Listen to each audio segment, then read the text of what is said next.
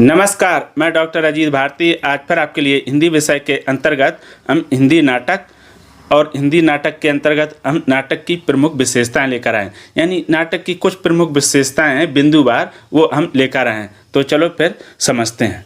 तो आपका प्रश्न रहेगा इस प्रकार, नाटक की प्रमुख विशेषताएं लिखिए। उत्तर हम ऐसे लिखेंगे, नाटक की प्रमुख विशेषताएं इस प्रकार हैं। तो पहला बिंदु आपका ये रहा। पहला, नाटक में कई अंक होते हैं। यानी नाटक क्या होता है, नाटक का हमेशा कंपेयर किया जाता है एकांकी से। तो एकांकी छोटा होता है और नाटक बड़ा होता है। तो नाटक में कई अंक होते हैं, यानी कई कथाएं रहती हैं साथ में, या कई भाग होते हैं। ये कह सकते हैं आप कि एक भाग में पूरा नहीं होता, कई भागों में पूरा किया जाता है। फिर दूसरा बिंदु है, नाटक रंगमंच पर अभिनय करने के हिसाब से लिखे जाते हैं। यानी जो लेखक होता है नाटकों की रचना हमेशा जब भी करता है तो अपने मन में वो ध्यान रखता है कि इसे मंच पर भी क्या अभिनय के द्वारा प्रस्तुत किया जा सके, इस तरह से वो उसका लेखन करता है। फिर तीसरा बिंदु है कि इसमें कई पात्र होते हैं। यानी नाटक में पात्रों की संख्या अधिक रहती है, क्योंकि आकार भी बड़े रहते हैं और अंक भी इसके कई होते हैं। फिर आता है अगला बिंदु नंबर 4। तो बिंदु नंबर 4 में दिया कि नाटक में एक मुख्य कथा होती है और उसके साथ कई छोटी छोटी कथाएं चलती हैं। यानी जो नाटक है उसमें क्या होता है, जैसे ध्रुव स्वामिनी, तो उसकी ध्रुव स्वामिनी का एक मुख्य नाटक चंद्रगुप्त, स्कंदगुप्त, झांसी की रानी। तो इसमें देखो ये क्या होते हैं, मुख्य पात्र होते हैं, यानी मुख्य कहानी होती है और फिर बीच बीच में कई छोटी छोटी कहानियाँ आती रहती हैं और अपने आप समाप्त होती जाती हैं।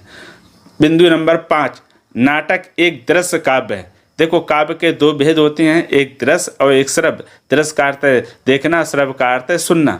तो नाटक कैसा है, दृश्य काव्य है। ये मंच पर फिल्माया जाता है या अभिनय द्वारा प्रस्तुत किया जाता है और श्रोता उसको क्या देखकर आनंद लेते हैं।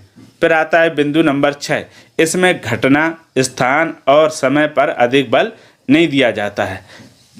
यानी जो घटना रहती है और स्थान रहता है और समय पर, उस पर ज़्यादा फोकस नहीं किया जाता, रहता तो है लेकिन उस पर ज़्यादा फोर्स नहीं किया जाता है। फिर आता है बिंदु नंबर 7, इसमें कथा तत्व की प्रधानता होती है। यानी जो इसमें कथा रहती है उस पर अधिक बल दिया जाता है, यानी उसकी ही प्रधानता रहती है। जो नाटक की कहानी रहती है उस पर ज़्यादा ध्यान दिया जाता है। फिर आता है बिंदु नंबर 8। तो बिंदु नंबर 8 में दिया कि इसमें आरंभ, विकास, चरम और अंत दिखाया जाता है। यानी नाटक शुरू होता है, बीच और क्या होता है, धीरे धीरे चलता रहता है, अंत तक ये दिखाया जाता है।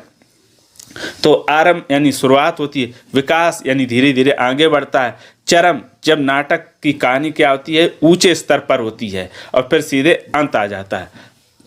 अगला बिंदु नंबर 9, नाटक में संवाद का होना आवश्यक है। यानी जो नाटक होते हैं उसमें ध्यान रखना कि बगैर संवाद के नाटक तो कैसे हैं, व्यर्थ हैं। अगर नाटक में संवाद, जिसे डायलॉग कहते हैं, अगर वो नहीं तो फिर किसी मतलब का नाटक नहीं है। इसीलिए संवाद का होना इसमें बहुत आवश्यक है।